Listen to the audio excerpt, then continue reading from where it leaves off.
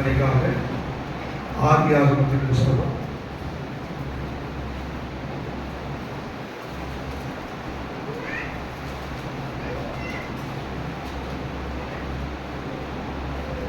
22ஆம் அதிகாரம் 14வது வசனத்தை வாசிக்கலாம். ஆதியாகமம் 22:14. ஆபிரகாம் அந்த இடத்துக்கு யெகோவா ஈரே என்று பெயரிட்டார். அதனாலே கர்த்தருடைய பர்வதத்திலே பார்த்துக் கொள்ளப்படும் என்று இந்நாள் வரைக்கும் சொல்லப்பட்டு வருகிறது. ஆபிரகாம் அந்த இடத்துக்கு யெகோவா ஈரே என்று பெயரிட்டார். அதனாலே கர்த்தருடைய பர்வதத்திலே பார்த்துக் கொள்ளப்படும் என்று இந்நாள் வரைக்கும் சொல்லப்படும். The Lord will provide. English வாசிங்க. Abraham named the place Yahweh Yireh, which means the Lord will provide.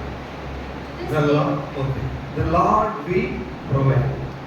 கர்த்தருடைய பர்வதத்திலே பார்த்துக் கொள்ளப்படும். ஆண்டவர் உங்களுக்கு கொடுப்பார். ஆண்டவர் உங்க தேவைகளை சந்திப்பார். ஆண்டவர் உங்க பிரச்சனைகளுக்கு பரிகாரம் வருத்துவார்.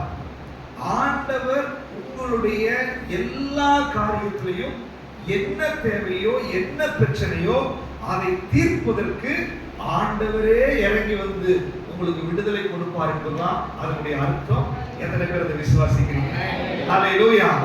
இன்னைக்கு காலையில நீங்க என்ன சூழ்நிலையில வந்திருந்தாலும் சரி, உங்களுடைய பாரங்கள் என்னவா இருந்தாலும் சரி, குடும்ப பிரச்சனைகள் வந்திருக்கலாம், தேவைகளின் மத்தியில வந்திருக்கலாம், பிள்ளைகளுடைய தேவைகளுக்காக நீங்க காத்திருக்கலாம், வேலையில பிரச்சனையா இருக்கலாம், ஆரோக்கியத்துடைய பிரச்சனையா இருக்கலாம். என்ன விஷயம் இன்னைக்கு காலையில உங்களுக்கு தேவையோ, இன்னைக்கு ஆவியானவர் சொல்றாரு, நான் உங்களுக்கு அந்த தேவைகளை சந்திக்க போகிறேன். கர்த்தருடைய பர்வதத்தில் அது பார்த்துக் கொள்ளப்படும். நீ பார்க்க வேண்டியதில்லை அர்த்தம். அதனுடைய பேர் கர்த்தருடைய பர்வதத்துல பார்த்துக் கொள்ளப்படும் என்று சொன்னால் நீங்க அதுக்காக கவலைப்பட வேண்டிய அவசியம் இல்லை. நீங்க அதற்காக சோர்ந்து போக வேண்டிய அவசியம் இல்லை. நீங்க அதற்காக கண்ணீர் வடிக்க வேண்டிய அவசியம் இல்லை. பிரச்சனையா, அந்த பிரச்சனையை நான் உனக்கு மாற்றி கொடுக்கிறேன். பலவீனமா, அந்த பலவீனத்தை நான் உனக்கு சரியாக்கி கொடுக்கிறேன். உன்னுடைய தேவைகளா, உன் தேவைகளை நான் பூர்த்தி செய்கிற தேவனா இருக்கிறேன். வேலையில பிரச்சனையா, நான் உனக்காக செயல்பட ஆரம்பிக்க போகிறேன். எல்லா வாசலும் அடைபட்டிருக்குதா, நான் உனக்காக வாசலை திறக்கிறேன். எல்லாரும் உன்னை நிந்திக்கிறாங்களா, வேதனையா இருக்குதா, உன்னை நிந்திக்கிறவர்கள் மத்தியில் நான் உன்னை கனப்படுத்துறேன். உனக்கு என்ன பிரச்சனையோ என்ன தேவையோ அது கர்த்தருடைய பர்வதத்துல இன்னைக்கு பார்த்து கொள்ளப்படும் என்று சொல்லி ஆண்டவர் சொல்லுகிறார். எத்தனை பேர் விசுவாசிக்கிறீங்க? ஹல்லேலூயா. உங்களுடைய வாய்களை திறந்து நீங்க சொல்லுங்க, உங்களுடைய பிரச்சனை என்ன ஆண்டவரே உங்களுடைய பர்வதத்துல அது பார்த்து கொள்ளப்பட போறதற்காக ஸ்தோத்திரம். என் பிரச்சனை நீங்க பரிகரிக்க போறதற்காக ஸ்தோத்திரம். வாய்களை திறந்து சொல்லுங்க, ஆண்டவர் இந்த இடத்துல இருக்கிறார். எங்க 2-3 பேர் கூடினாலும் அவர்கள் மத்தியில வருகிறேன் என்று சொல்லி வாக்குத்தத்தம் பண்ணினவர் இன்றைக்கு உன்னுடைய வாய்மொழியை கேட்கும்படி உன் பக்கத்தில் இருக்கிறார். நீ அநேக காரியங்களை குறித்து கவலைப்பட்டுக் கொண்டிருக்கிறாய். அநேக காரியங்களை குறித்து நீ பாரப்பட்டுக் கொண்டிருக்கிறாய். அநேக காரியங்களை குறித்து நீ டென்ஷனா இருக்கிற. இதை எப்படி இதுக்கு சொல்யூஷன் வரும் நீ நினைக்கிற. ஆனா இன்னைக்கு உன் பக்கத்துல ஆவியானவர் அவருடைய மெல்லிய சத்தத்துல பேசுகிறார். மகளே, மகனே, இது கர்த்தருடைய பர்வதத்துல பார்த்து கொள்ளப்படும். நான் பார்த்துக்கிற இந்த விஷயத்தை, நான் டீல் பண்ற இந்த விஷயத்துல நீ விட்டுரு. அந்த பிரச்சனை குறித்து நீ போராடாத. இந்த காரியத்தை குறித்து நீ பாரப்படாத. கர்த்தர் மேல உன் பாரத்தை வச்சிருன்னு சொல்றாரு. எத்தனை பேர் வைக்க போறீங்க? ஹல்லேலூயா. Thank you Lord. எல்லாரும் வாய்களை திறந்து ஆண்டவரே என் பாரத்தை உங்க மேல இறக்கி வைக்கிறேன்னு சொல்லுங்க. வாய்களை திறந்து பேச ஆரம்பிங்க. ஆண்டவரே என் பாரத்தை உங்க மேல இறக்கி வைக்கிறேன். என் பிரச்சனை உங்க மேல இறக்கி வைக்கிறேன். என் கவலை உங்க மேல இறக்கி வைக்கிறேன். எனக்கு பார்த்தா பயமா இருக்குது. செங்கடலை பார்த்தா பயமா இருக்குது. எரிகோ கோட்டையை பார்த்தா பயமா இருக்குது. சிங்க கெபியை பார்த்தா பயமா இருக்குது. அக்கினி சூளையை பார்த்தா பயமா இருக்குது. ஆனா எனக்கு ஒண்ணு தெரியும், வேத புஸ்தகத்துல இங்கெல்லாம் தேவன் செயல்பட்டிருக்கிறீர். என் வாழ்க்கையில நீ செயல்படுவீர் என்று விசுவாசிக்கிறேன். நீர் இங்க வந்திருக்கிறதற்காக ஸ்தோத்திரம். நீர் இருக்கிறவராகவே இருக்கிறதற்காக ஸ்தோத்திரம். நீர் நேற்றும் இன்றும் என்றும் மாறாதவராக இருக்கிறதற்காக ஸ்தோத்திரம். நீர் என் பக்கத்துல இருக்கிறதற்காக ஸ்தோத்திரம். சொல்லுங்க, வாய்களை திறந்து சொல்லுங்க. உங்க பாரமெல்லாம் வெளியேற போகுது. உங்க பாரமெல்லாம் வெளியேற போகுது. சொல்லுங்க, ஆண்டவரே நீங்க பக்கத்துல இருக்கிறதற்காக ஸ்தோத்திரம். ஆண்டவரே கர்த்தருடைய பர்வதத்துல பார்த்து கொள்ளப்படும். பிசாசு உங்களை பயப்படுத்துறானா? இப்ப பிசாசை பார்த்து சொல்லுங்க, ஏ பிசாசே, கர்த்தருடைய பர்வதத்துல பார்த்து கொள்ளப்படும். பிசாசே கர்த்தருடைய பர்வதத்துல டீல் பண்ணப்படும். அப்படி என்ன உன் விஷயத்தை நான் டீல் பண்றேன்றாரு. பிசாசை பார்த்து பேசுங்க, வியாதியை பார்த்து பேசுங்க, தரித்திரத்தை பார்த்து பேசுங்க. நான் உன்னை டீல் பண்ண போறது இல்ல, நான் உன்னை ஃபேஸ் பண்ண போறது இல்ல. கர்த்தருடைய பர்வதத்துல அது பார்த்து கொள்ளப்படும். கர்த்தர் அதை டீல் பண்ண போகிறார். கர்த்தர் இந்த விஷயத்தை டீல் பண்ண போகிறாரு. அவரே சொல்யூஷனை கொடுக்க போகிறாரு. அவருடைய பரிகாரியாகிய கர்த்தர், அவருடைய பரிகாரி, அவருடைய ரட்சகர், அவருடைய மீட்பர், அவர் என்னுடைய மேய்ப்பர். கர்த்தர் மேய்ப்பராய் இருக்கிறார். நான் தாழ்ச்சி அடைவதில்லை. அவர் என்னை புல்லுள்ள இடங்களில் மேய்த்து அமர்ந்த தண்ணீரில் என்னை கொண்டு போகிறார். ஓ, எல்லா காலத்திலும் அவர் எனக்கு போதுமானவர். சீசன் மாறாது. சிங்கக்குட்டி தாழ்ச்சி அடைந்து பட்டினியா இருக்கும். ஆனா கர்த்தரை தேடுகிறவர்களுக்கு ஒரு நன்மையும் குறைவுபடாது. அவர் என்னை திக்கற்றவராய் விட மாட்டாரு. நான் உன்னை அனாதையா விட மாட்டேன். நான் உன்னை கைவிட மாட்டேன். அவர் என்னோடு கூட இருக்கிறாரு. அவர் சொல்ல, நான் உன்னோடு கூட இந்த செய்யும் காரியம் பயங்கரமா இருக்கும். கர்த்தர் டீல் பண்ண போகிறாரு. உங்க விஷயத்தை கர்த்தர் டீல் பண்ண போகிறாரு. உங்க பிரச்சனையை ஆண்டவர் டீல் பண்ண போகிறாரு. உன்னால முடியாத விஷயம், நீ நெருக்கப்படுகிற விஷயம், நீ பாரப்படுகிற விஷயம், உன்னுடைய முயற்சி எல்லாம் தோற்று போச்சா? இன்னைக்கு காலையில ஆண்டவர் சொல்றாரு, மகளே நான் டீல் பண்ண போற அந்த விஷயத்தை, மகனே நான் டீல் பண்ண போற அந்த விஷயத்தை, யாருக்கு புரியணுமோ நான் புரிய வைக்க போறேன், யாருக்கு தெரியணுமோ நான் தெரிய வைக்க போறேன், யாருக்கு விடுதலை கொடுக்கணுமோ நான் கொடுக்க போகிறேன், யார் மனசுல நான் பேசணும் பேச போகிறேன். நான் பார்வோனை மாற்றிய தேவன், நான் நேபுகாத் நேச்சாரை மாற்றிய தேவன், நான் சவுலை பவுலாய் மாற்றின தேவன். என்னால் செய்யக்கூடாத அதிசயமான காரியம் ஒன்றுமில்லை. நான் மாம்சமான யாவருக்கும் தேவனாகிய கர்த்தர். எத்தனை பேர் விசுவாசிக்கிறீங்க? நன்றி ஆண்டவரே சொல்லுங்களேன். ஹalleluya. ரீபாலா ஷாக்கலா ரீகாலா பாபா. நன்றி ஆண்டவரே, நன்றி தகப்பனே, நன்றி ஆண்டவரே. யெகோவா ஈரே, அது கர்த்தருடைய பர்வதத்துல பார்த்து கொள்ளப்பட போகிறது. எத்தனை பேர் விசுவாசிக்கிற பிரச்சனை அவர் பார்த்துக் கொள்ளுவார். The Lord will provide. நான் கடந்த 10 வருஷமாய் ஆண்டவர் ப்ரொவைட் பண்ணுகிறதை அனுபவிக்கிறதுனால சொல்றோம். ஆண்டவர் உங்களுக்கும் ப்ரொவைட் பண்ணுவார். ஹalleluya. உங்களுடைய தேவைகளை சந்திப்பார். உங்களுடைய பிரச்சனை எதுவா இருந்தாலும் சரி, அதை டீல் பண்றதுக்கு பரலோகத்திலிருந்து அவர் இறங்கி வருவார். எத்தனை பேர் விசுவாசிக்கிறீங்க? உற்சாகம் ஒரு ஹalleluya சொல்லுங்க. ஹalleluya. சொல்ல சொல்ல அந்த பிரச்சனைகளை உங்களை விட்டு என்ன பண்ணும்? வெளியே போகும். ஆபிரகாம் அவருடைய வாழ்க்கையில அவருடைய மகனை பலி போட சொன்னபோது, அவன் மகனை பலி போடுறதுக்காக இவர் போயிட்டாரு. ஆனா கடைசி நேரத்துல அந்த மோரியா மலையில ஆண்டவர் அதற்கான ஒரு பலி ஆடை ஏற்படுத்தி அது கர்த்தருடைய பர்வதத்துல பார்த்து கொள்ளப்பட்டதுனால அவர் சொன்னாரு, யெகோவா ஈரே, என்னுடைய பிரச்சனையெல்லாம் நீங்க சால்வ் பண்ணிட்டீங்க, என்னுடைய ப்ராப்ளத்துக்கு ஏற்ற நேரத்துல சொல்யூஷன் கொடுத்துட்டீங்க, அதனால யெகோவா ஈரே சொல்லி பேர் வச்ச ஒரு பகுதியை தான் நம்ம இன்னைக்கு வாசிச்சோம். இன்னைக்கு ஆண்டவர் நம்ம வாழ்க்கையிலையும் எப்ப பிரச்சனையோ, பிரச்சனையினுடைய அந்த நெக் ஆஃப் தி மூமெண்ட்ல, பிரச்சனையினுடைய உக்கிரத்துல, அந்த கடைசி நேரத்துல அவர் உங்களுடைய காரியங்களை பார்த்துக் கொள்வதற்காக இறங்கி அற்புதம் செய்ய போகிறார். ஹalleluya. ஆண்டவர் எப்போதுமே கிளைமாக்ஸ்ல வந்து செயல்படுகிற அற்புதமான தேவன். ஹalleluya. கிளைமாக்ஸ்ல தேவன் அற்புதம். கானாவூர் கல்யாணத்துல அற்புதம் செஞ்சார் இல்லையா? அவர் பாடியில போறவங்க சுடுகாட்டுக்கு பக்கத்துக்கு போயிடுச்சு. அந்த கிளைமாக்ஸ்ல கடைசி நேரத்துல பாடையை தொட்டார், உயிரோட வந்துட்டான்.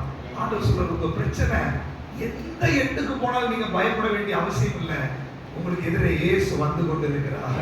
உயிர்ப்பிக்கிறவர் வந்து கொண்டிருக்கிறார். அற்புதங்களை செய்கிறவர் வந்து கொண்டிருக்கிறார். டிஸப்பாயிண்ட் ஆகாதீங்க. என் வாழ்க்கை இப்படி ஆயிடுச்சு, என் திருமண வாழ்க்கை இப்படி ஆயிடுச்சு, எனக்கு சமாதானம் இல்ல, எனக்கு நிம்மதி இல்ல, எனக்கு சந்தோஷமா இருக்க முடியல, என்னால படிக்க முடியல, என்னால வேலை செய்ய முடியல, என்னால ஒண்ணும் பண்ண முடியல. நீங்க ஆண்டவர் சொல்ல, உங்களுடைய டிஸப்பாயிண்ட கொண்டு வந்து அந்த பொல்லாத ஆவி ஒருவேளை இவ்வளவு நாள் உன்னை உபத்திரவப்படுத்தி கொண்டிருக்கலாம். இப்போ உனக்கு எதிரே உன்னுடைய டிஸப்பாயிண்ட் எல்லாம் மாற்றக்கூடிய சர்வ வல்லமையுள்ள தேவன் உனக்காக இறங்கி வந்து கொண்டிருக்கிறார். ஹalleluya. அவர் யார் தெரியுமா? வனாந்திரத்தை வயல்வெளியாய் மாற்றுகிறவர், கண்மலையிலிருந்து தண்ணீரை கொடுக்கிறவர், மன்னாவை கொடுக்கிறவர், காடையை கொடுக்கிறவர், செங்கடலை பிளக்கிறவர், எரிகோ கோட்டையை உடைக்கிறவர். நீ எந்தெந்த விஷயத்துல ஜெயிக்க முடியலன்னு சொல்லி டிஸப்பாயிண்ட் ஆயிருந்தியோ, இன்னைக்கு ஆண்டவர் சொல்ற மகனே நீ முடியல, இனி கர்த்தருடைய பருவத்துல பார்த்து கொள்ளப்படும். நான் டீல் பண்ற அந்த விஷயத்தைன்றாரு. எத்தனை பேர் விசுவாசிக்கிறீங்க ஆண்டவர் டீல் பண்ணுவாருன்னு? எல்லாரும் வாயத்தை சொல்லுங்க, என்னால டீல் பண்ண முடியாத விஷயத்தை என் ஆண்டவர் டீல் பண்ண போகிறார்.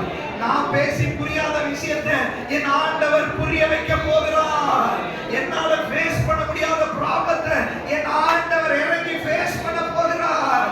நான் பிரச்சனைக்குள்ள இருக்க வேண்டிய அவசியம் இல்ல, நான் கவலைப்பட வேண்டிய அவசியம் இல்ல.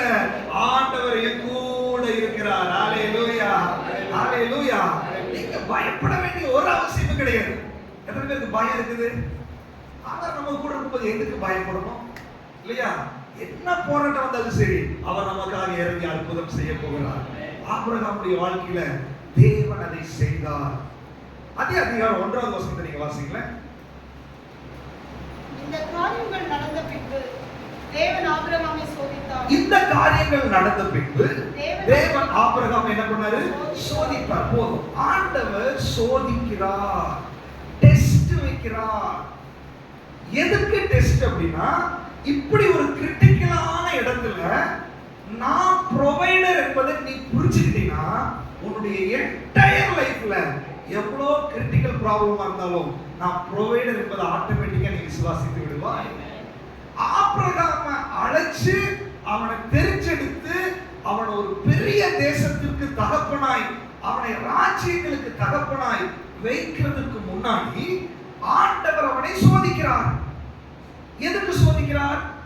உன்னால தாங்க முடியாத ஒரு பிரச்சனை உனக்கு வரும், உன்னால உட்கொள்ள முடியாது.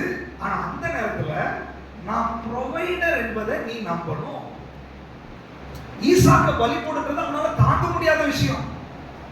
பல நாட்கள் காத்திருந்து பெற்றுக்கொண்ட மகன், அவனை எப்படி பலி போட முடியும்? சொந்த குமாரனை எப்படி பலிபீடத்துல வைக்க முடியும்? அது முடியாதுதான். ஆனா ஆண்டவர் சொல்றாரு, இது டெஸ்ட் மகனே, சோதித்தார். சில நேரங்கள்ல ஆபிரகாம் சொல்ல, எப்பா இது டெஸ்ட், இதை நீ பாஸ் பண்ணினா இதை செய்ய, அப்படி சொல்லல. ஆனா நமக்கு அது எழுதி கொடுக்கப்பட்டிருக்கிறது. நமக்கு பிரச்சனை வர்றதுக்கு முன்னாடி எழுதி கொடுக்கப்பட்டிருக்கிறது. ஆனா ஆபிரகாமுக்கு அன்னைக்கு சொல்றதுக்கு யாருமே இல்லை. ஆபிரகாமுடைய வாழ்க்கையில டெஸ்ட் பண்ணாரு, அவர் ப்ரொவைடர் என்பதை ப்ரூவ் பண்ணாரு. அப்ப ஆபிரகாம் பாஸ் பண்ணா ஆண்டவருக்கு தெரிஞ்சிச்சு, இனி உன் வாழ்க்கையில சின்ன தேவையா இருந்தாலும் சரி, பெரிய தேவையா இருந்தாலும் சரி, சின்ன பிரச்சனையா இருந்தாலும் சரி, பெரிய பிரச்சனையா இருந்தாலும் சரி, யெகோவா ஈரே உன் கூட இருக்கிறார் என்பதை நீ மறக்க மாட்ட ஆபிரகாமே என்று சொல்லி ஆபிரகாமோடு உடன்படிக்கை பண்ணுகிறார். ஹalleluya. ஆண்டவர் சொல்றாரு, உங்க வாழ்க்கையில தேவன் பெரிய காரியங்களை செய்வதற்கு முன்பாக சோதனையை அனுமதிக்கிறார். இல்லையா? ஒரு வாகனத்தை தயாரிச்சா அந்த தயாரிச்சதுக்கு பிற்பாடு அதை ஒரு டெஸ்ட் டிரைவ் விடுறாங்க. டெஸ்ட் டிரைவ்ல ஸ்மூத்தான ரோட்ல விடுவாங்க. டெஸ்ட் டிரைவ் எங்க போகும்னா பள்ளத்துக்குள்ள போகும், மேட்ல ஏறும், தண்ணிக்குள்ள இறங்கும், எல்லா சிச்சுவேஷன்லயும் அது தாங்குதா அப்படின்னு பாக்குறாரு. அதெல்லாம் தாங்குச்சுன்னு சொன்னா ஒரு சீலை ஒட்டுறாங்க, டெஸ்டட். சோ இது ரெடி டு சேல், அதை யார் வேணாலும் எடுத்து ஓட்டிட்டு போலாம். இன்னைக்கு ஆவியானவர் சொல்றாரு, தரிசனம் உன் மேல வச்சிருக்கிறாரு, உன் மேல அழைப்பு வச்சிருக்கிறாரு, உன் மேல தேவனுடைய ஒரு திட்டம் இருக்கிறது. அந்த திட்டத்துல டெஸ்டட்னு சொல்லி ஒரு சீல் வைக்கணும் மகனே. அதற்காக உன்னால தாங்க முடியாத பிரச்சனை கூட வரும், உன்னால உட்கொள்ள முடியாத பிரச்சனை வரும், உன்னால சகிக்க முடியாத போராட்டம் வரும், உனக்கு டென்ஷன் ஆகும், உனக்கு பாரம் உண்டாகும், உனக்கு வேதனை உண்டாகும், குறைவுகள் வரும், நெருக்கங்கள் வரும், அடுத்த நேரத்துக்கு என்ன பண்றது கூட தெரியாத சூழ்நிலை வரும். ஆனால் அதற்கு மத்தியில ஆபிரகாமுக்கு யாருமே இல்லை. ஆனா நமக்கு இந்த வேதம் இருக்கிறது. இந்த வேதம் சொல்லுகிறது, யெகோவா ஈரே இருக்கிறாரு, எல்லா நெருக்கத்திலும் அவர் நமக்காக பார்த்து கொள்ளுவார். ஹalleluya. இந்த டெஸ்டை நீங்க பாஸ் பண்ணா எல்லா சூழ்நிலையிலும் இவர் ப்ரொவைடர் என்பதை நீங்கள் அனுபவிக்க ஆரம்பித்து விடுவீர்கள். ஹalleluya. நல்லா புரிஞ்சுக்கோங்க, நம்முடைய வாழ்க்கையில கவலைகள், கஷ்டங்கள், போராட்டங்கள், முகம் அப்படியே வாடி சோர்ந்து வதங்கி நம்ம இருக்கிறதுக்கு காரணம் என்ன தெரியுமா? அவர் ப்ரொவைடர் என்பதை நம்ம புரிந்து கொள்ளவில்லை. அதுதான் டெஸ்ட் வைக்கிறாரு. இந்த டெஸ்ட்லயே நீங்க முறுமுறுக்க கூடாது. இந்த டெஸ்ட்ல அவர் ப்ரொவைடர் என்பதை ப்ரூவ் பண்ணணும்னு நினைக்கிறாரு. எத்தனை பேர் அதை விசுவாசிக்கிறீங்க?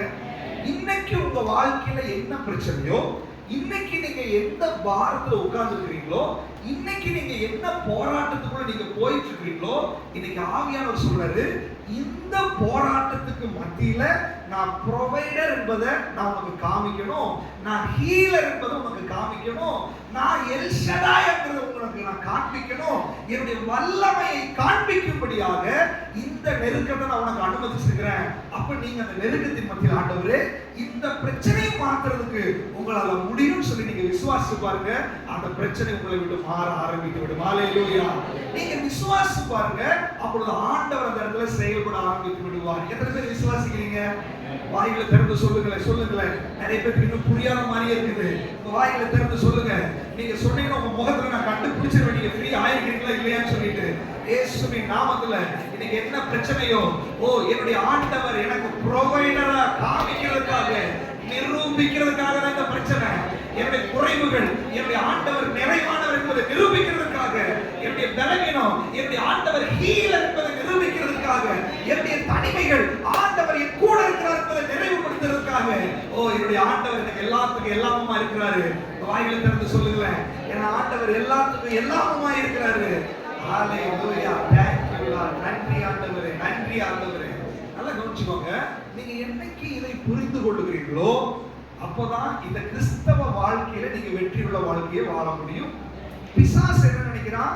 ஒரு போராட்டத்தை வச்சு உங்களை கசக்கி பிழிச்சு உங்க வாயில நெகட்டிவான வார்த்தையை வர வைக்கணும்னு அவன் விரும்புகிறான்.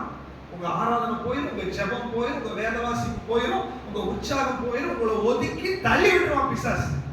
ஆனா ஆண்டவர் சொல்றாரு, அந்த பிரச்சனைக்கு மத்தியில நான் ப்ரொவைடரா உனக்கு வெளிப்பட ஆரம்பிச்சேன்னா, உனக்கு என்ன தேவையோ அதை நான் ப்ரொவைட் பண்ணிடுவேன். உனக்கு பலம் தேவையா நான் ப்ரொவைட் பண்ணிடுவேன், உனக்கு சந்தோஷம் தேவையா நான் ப்ரொவைட் பண்ணிடுவேன், உன் கவலை மாத்திரமா நான் ப்ரொவைட் பண்ணிடுவேன், உனக்கு என்ன வேணாலும் சரி நான் அதை செய்யறதுக்கு வல்லமை உள்ள தேவனாக இருக்கிறேன்.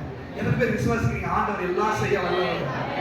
தேவரீ நீ சகலமும் செய்ய வல்லவர். விசுவாசத்தோட பாருங்க. தேவரீ உமக்கொப்பான தேவன் யார்? விசுவாசத்தோட தேவரீ நீ சகலமும் செய்ய. பிரச்சனைகள் எல்லாம் ஆண்டவர் எல்லாம் மாற்றுவார். தேவரீ உமக்கொப்பான தேவன் யார்? செய்ய நினைத்தது நிறைவே, நீ செய்வதை தடுப்பவன் யார்? நீ செய்ய நினைத்தது விசுவாசம் உண்டாவதாக. செய்வதை தடுப்பவன் யார்? தேவரீ நீ சகலமும் செய்ய வல்லவர். தேவரீ உமக்கொப்பான தேவன் யார்? ஹல்லேலூயா. ஆண்டவர் உங்க வாழ்க்கையில சகலமும் செய்கிற ப்ரொவைடரா வெளிப்பட போகிறார். நீங்க என்ன பிரச்சனையில் இருப்பீங்களோ அந்த பிரச்சனையை அவர் தீர்க்கிறதுக்கு வல்லமை உள்ள தேவனாக இருக்கிறார். ஹல்லேலூயா.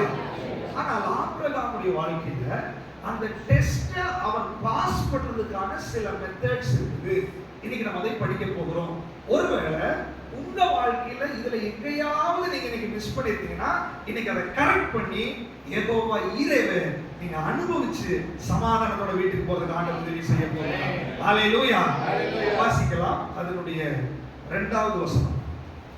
அப்பொழுது அவர் புத்திரனும் ஏகசுதனும் நேசகுமாரனுமாகிய ஈசாக்கை நீ இப்பொழுது அழைத்துக் கொண்டு மோரிய தேசத்துக்கு போய் அங்கே நான் உனக்கு குறிக்கும் மலைகளில் ஒன்றின் மேல் அவனை தகன பலியாக பலியிலே ஏற்றார்.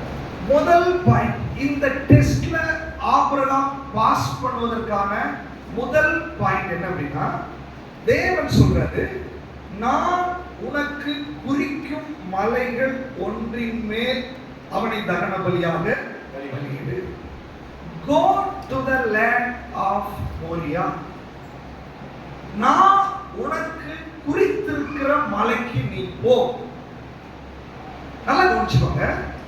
ப்ரொவைடராக, விடுவிக்கிறவராக, அற்புதம் செய்கிறவராக ஆண்டவர் உங்களுக்கு வெளிப்பட வேண்டும் என்றால் தேவன் குறித்திருக்கிற மலைக்கு நீங்க போக வேண்டும்.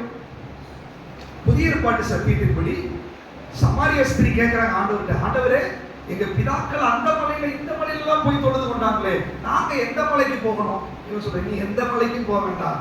தேவன் ஆவியா இருக்கிறார். அவரை தொழுது கொள்ளுகிறவர்கள் ஆவியோடும் உண்மையோடும் அவரை தொழுது கொள்ள வேண்டும்.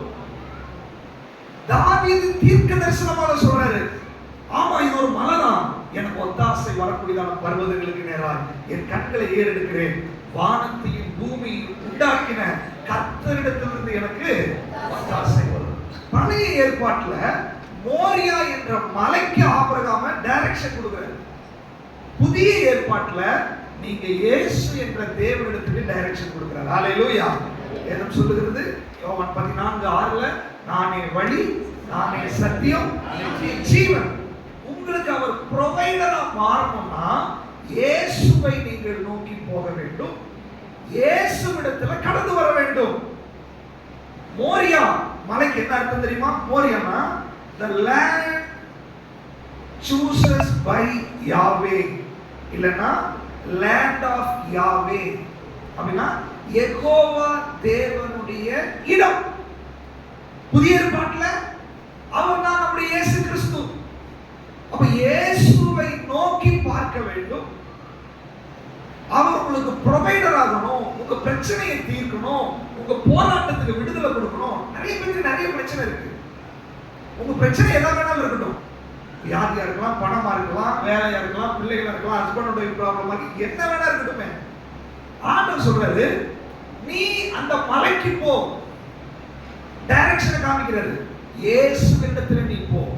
அநேகருடைய பிரச்சனைகள் தீராததுக்கு காரணம் இயேசுவிடத்தில் வரவில்லை, இயேசுவிடத்தில் நெருங்கவில்லை. எப்படி இயேசுகிட்ட வர முடியும்? அதுக்குதான் சபை. பைபிளை படிங்க, வேத வசனத்தின் மூலமா நீங்க அவரை பார்க்கலாம், நெருங்கலாம். ஜெபிங்க, ஆண்டவரிடத்துல நெருங்கலாம்.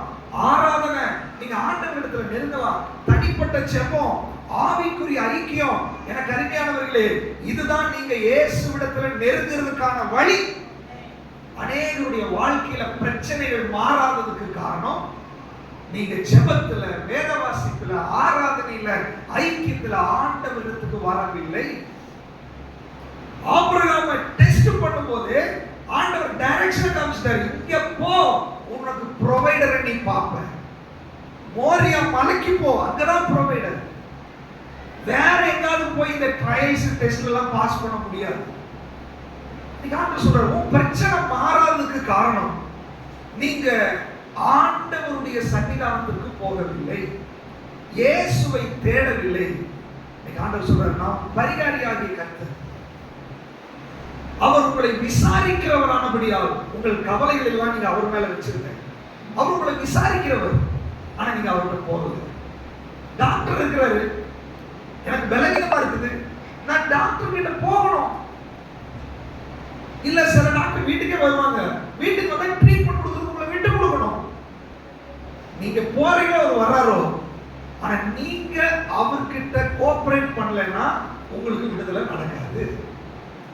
உனக்கு ஆண்டவர் ஏதாவது அற்புதம் செய்யணும்னா இன்னைக்கு இயேசுவிடத்துல நீ ஓடி வந்துவிடு. இயேசுவை விட்டு தூரமாய், சபையை விட்டு விலகி, ஆண்டவருடைய சன்னிதானத்தை விட்டு விலகி, வசனத்தை தொடாம, ஜெபிக்காம, எந்த ஆவிக்குரிய நிலைமையிலையும் இல்லாம இருக்கிற யாராவது இருந்தீங்கன்னா இன்னைக்கு ஆண்டவர் சொல்றாரு, நீ தலைகீழா நின்னாலும் எங்கிட்ட எதையும் பெற்றுக்கொள்ள முடியாது. ஆனா ஆண்டவர் சொல்றாரு, நீ பலவீனமா இருக்கலாம், பாவியா இருக்கலாம், குறைவுள்ளவா இருக்கலாம், ஆனா நீ என் சமூகத்துக்கு வா. கானானிய ஸ்திரீ வர்றாங்க, ஆண்டவரே அந்த மேசையில் இருந்து விழுந்த துணிக்கிய நாய்கள் நக்குமே, ஆண்டவரே எனக்கு நீ உதவி செய்யுங்க. உன் விசுவாசம் பெரிது. நீ ஆண்டவர் சொல்லி அவர் சமூகத்துக்கு வா, அவருடைய பாதத்துக்கு வா, அவருடைய சமூகத்துல வந்து நீ என்ன வேணாலும் கேளு.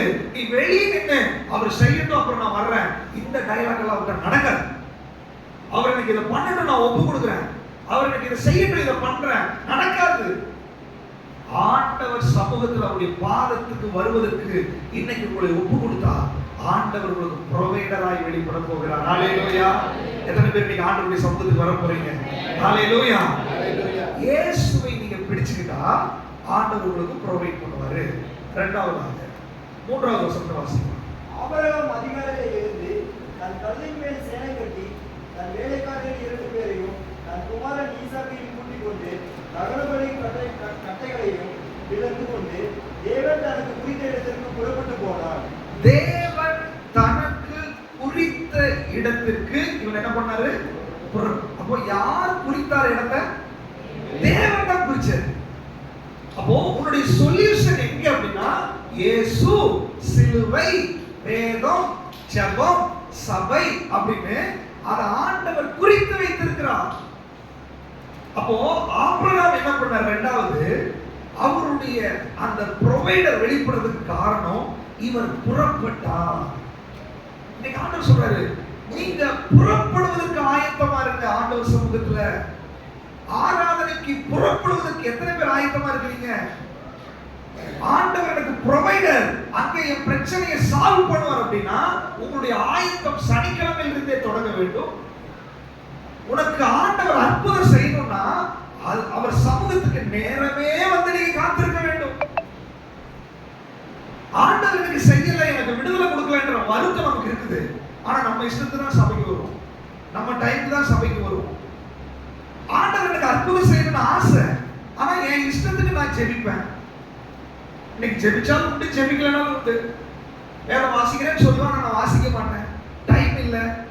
1000 சாக்கு போக்குகள் நீங்க சொல்லுங்க, நோ ப்ராப்ளம். ஆனா இன்னைக்கு ஆண்டவர் சொல்றாரு, நான் உனக்கு ப்ரொவைட் பண்ண முடியாது, நான் உனக்கு ஹெல்ப் பண்ண முடியாது, நான் உனக்கு அற்புதம் செய்ய முடியாது. ஆபிரகாம் புறப்பட்டு தேவன் குறித்த இடத்துக்கு போனாரு. சில நேரத்தில் ஆண்டவர் நமக்கு ஒரு இடத்தை குறிக்கிறார்.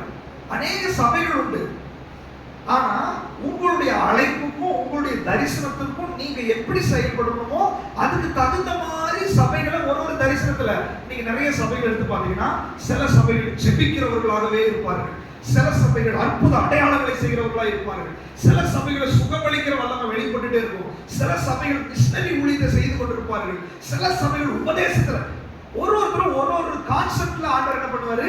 நடத்தி கொண்டிருப்பார். அதுல உங்களுக்கு குறிக்கப்பட்ட இடம் எது? தேவன் எனக்கு எங்க குறித்திருக்கிறார் அதுல நீங்க தெளிவடையணும். தேவன் குறித்திருந்தார்னா அங்க என்ன சொன்னாலும் கீழ்ப்படிறதுக்கு உங்களை ஒப்பு கொடுக்கணும். தேவன் குறிச்சிருக்கிறாரு, நான் வர்றேன், ஆனா நான் என் இஷ்டத்துக்கு தான் இருப்பேன், அவங்க சொல்றதை நான் கேட்க மாட்டேன். அப்போ தேவன் உங்களுக்கு ப்ரொவைட் பண்ணணும், தேவன் உங்களுக்கு விடுதலை கொடுக்கணும்னா ஏற்ற காலத்தில் அவர் உங்களை உயர்த்தும்படிக்கு அவருடைய பலத்த கரத்துக்குள்ள நீங்க அடங்கி இருக்க வேண்டும். இங்க சொல்லப்படுகிற உங்க லீடர்ஸ், பாஸ்டர்ஸ், ஊழியர்கள் உங்களோட பேசும்போது அதுக்கு கீழ்ப்படிய வேண்டும். அடங்கி உங்களை கரெக்ட் பண்றதுக்காக, உங்களுக்கு ப்ரொவைட் பண்றதுக்காக, உங்க பிரச்சனைகள் உங்களுக்கு சொல்யூஷன் கொடுக்கிறதுக்காக தேவன் சில தலைவர்களை ஏற்படுத்துகிறார். அது யாரா வேணாலும் இருக்கட்டும், தேவன் உங்களுக்காக ஏற்படுத்தணும். ஆண்டவரே நான் கீழ்ப்படுகிறேன், ஆண்டவரே நான் செய்கிறேன், ஆண்டவரே. என்னைக்கு நீங்க இப்படி கீழ்ப்படிவதற்கு, செய்வதற்கு, ஆராதிப்பதற்கு புறப்படுறது என்னது? தயாராகிறது, ஆயத்தமா இருக்கிறது. பாருங்க, கட்டை எல்லாத்தையும் எடுத்துட்டு அவர் என்ன பண்றாரு? புறப்படுகிறார். ஆயத்தம் தேவை ஆண்டவர் சமூகத்தில் வர்றதுக்கு. ஆபிரகாமுக்கு அவர் ப்ரொவைடரா வெளிப்பட்டதற்கு அவர் எப்போதும் ஆயத்தம் உள்ளவராகவே இருந்தார். இன்னைக்கு ஆண்டவர் சொல்றாரு, நீ ஆயத்தமா இருந்தா, உனக்கு விருப்பம் இருந்தா, உனக்கு மனசு இருந்தா, நான் உனக்கு ப்ரொவைட் பண்றதுக்கு ஆயத்தமாகவே இருக்கிறேன். ஹல்லேலூயா, ஹல்லேலூயா. எத்தனை பேர் ஆண்டவர் சமூகத்துல புறப்படுவதற்கு தீவிரப்பட போறீங்க? எத்தனை பேர் உங்களுக்கு குறிக்கப்பட்ட இடத்துக்கு ஓடி வருவீங்க?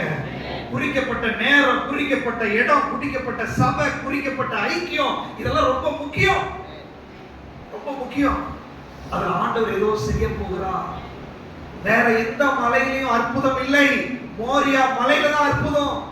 தேவன் குறித்த இடத்துல தான் உனக்கு விடுதலை, தேவன் குறித்த இடத்துல தான் உனக்கு அற்புதம். சிலர்லாம் பாருங்க, பெரிய பெரிய ஊழியக்காரங்க இருப்பாங்க, சாதாரண ஊழியக்காரங்க இருப்பாங்க, எல்லாருமே இருப்பாங்க. கிராமத்துல ஒண்ணுமே தெரியாத ஊழியக்காரங்க கூட இருப்பாங்க. ஆனா ஆண்டவர் அவர் கையில தான் கீயை வச்சிருப்பாரு. இவங்க இன்டர்நேஷனல் பாஸ்டர்ஸ் எல்லாம் போயிட்டு வந்திருப்பாங்க. கடைசியில் இந்த குடிசையில் இருக்கிற பாஸ்டர் போனா விடுதலை நடந்துடும். ஏன்னா குறிக்கப்பட்ட இடம் அது. தேவன் உங்களுடைய விடுதலைக்காக யாரை ஏற்படுத்தியிருக்கிறாரோ, உங்களுடைய ஆசீர்வாதத்துக்காக யாரை ஏற்படுத்தியிருக்கிறாரோ அவர்கள் ஜெபித்தால் ஒழிய உங்களுக்கு விடுதலை நடக்காது. அதனால நீங்கள் குறிக்கப்பட்ட இடத்துக்கு ஆயத்தமாக இருக்க வேண்டும். ஹல்லேலூயா. எத்தனை பேர் ஆயத்தமா இருக்க போறீங்க? ஹalleluya. அதுதான் உங்களுக்கு ப்ரொவைடரா ஆண்டவர் வெளிப்படுவதற்கு ஒரு காரியம். மூன்றாவதாக 4வது வசனத்தை வாசிங்க. 3ஆம் நாளில் ஆபிரகாம் தன் கண்களை ஏறெடுத்து பார்த்து தூரத்திலே அந்த இடத்தை கண்டான். தூரத்திலே அந்த இடத்தை என்ன பண்றான்? கண்டான். தேவன் ஒரு இடத்தை குறிக்கிறாரு. ஆபிரகாம் அந்த இடத்துக்காக ஆயத்தமாகிறாரு. இப்போ புறப்பட்ட உடனே தூரத்துல அந்த இடத்தை அவர் என்ன பண்றாரு? பார்க்கிறார். நம்ம இந்த மோரியா மலை அப்படின்னா இந்த land of Yahweh, Jesus Christ, இயேசு சிலுவை, இதெல்லாம் நம்ம புதிய ஏற்பாட்டில் நம்ம புரிந்து கொள்ளலாம். இப்போ இயேசு தான் எனக்கு ப்ரொவைடர், இயேசு தான் எனக்கு விடுதலை கொடுக்க முடியும். அப்ப அந்த இயேசுவை அவரை பார்க்கிறதுக்கு நான் புறப்படுறது மட்டுமல்ல, நான் தூரத்தில் அவரை பார்க்கவும் வேண்டும். என் கண்கள் அவரை காண வேண்டும். நீங்க கேட்கலாம், பக்கத்துல வான்னு சொன்னீங்க, இப்போ தூரத்துல போய் பாருங்கன்றீங்க, அது என்ன அர்த்தம்? பக்கத்துக்கு போகதான் போறாரு, இந்த பிரயாணத்திலேயே அவர் பார்க்க ஆரம்பிச்சார். அப்படின்னு என்ன அர்த்தம்னா, நீ ஆண்டவரை சந்திப்பதற்காக, அவர் குறித்த இடத்துல போவதற்காக நீ ஆயத்தமான உடனேயே அவரை நீ காண ஆரம்பித்து விடுவாய். உன் பிரச்சனைக்கு, என் பரிகாரத்துக்கு, என்னுடைய விடுதலைக்கு ஆண்டவர் எனக்கு இந்த இடத்துல தான் குறித்திருக்கிறாரு, இந்த இடத்துல எனக்கு செய்ய சொல்லியிருக்கிறாரு, இங்கதான் ஆராதிக்க சொல்லியிருக்கிறாரு, இங்கதான் நான் ஜெபிக்க சொல்லியிருக்கிறாரு, இந்த ஆண்டவர் சமூகத்துக்கு என்னை வர சொல்லியிருக்கிறாரு, இன்னைக்கு என்னை உட்கார்ந்து ஜெபிக்க சொல்றாரு, இன்னைக்கு என்னை வேதத்தை வாசிக்க சொல்றாரு, இன்னைக்கு என்னை உபவாசிக்க சொல்றாரு. அவர் குறித்த காரியம். ஒருவேளை சபையில பாஸ்டிங் பிரேயர் அனௌன்ஸ் பண்ணா உங்களுக்கு குறித்திருக்கிறாருன்னு அர்த்தம். அது பாஸ்டர் சொல்லுவார், எனக்கு இல்ல, அப்படி இல்ல. ஒரு சபை என்றால் ஒரு குடும்பம், அது உனக்கும் குறித்திருக்கிறார்.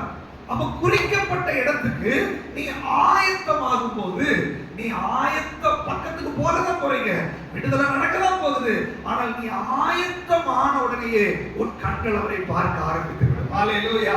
நீ ஆயத்தமாகும் போது ப்ரொவைடரை நீ பார்க்க ஆரம்பித்து விடுவாய். நீ ஆயத்தமான உடனேயே உனக்கு உதவி செய்கிற தேவனை நீ பார்க்க ஆரம்பிப்பாய். நீ ஆயத்தமாகும் போது உன்னை சுகப்படுத்துகிற தேவனை நீ பார்க்க ஆரம்பிப்பாய். நீ ஆயத்தமாகும் போது உன்னை விடுவிக்கிறவரை, அற்புதம் செய்கிறவரை உன் கண்கள் காண ஆரம்பிக்கும். எத்தனை பேர் விசுவாசிக்கிறீங்க?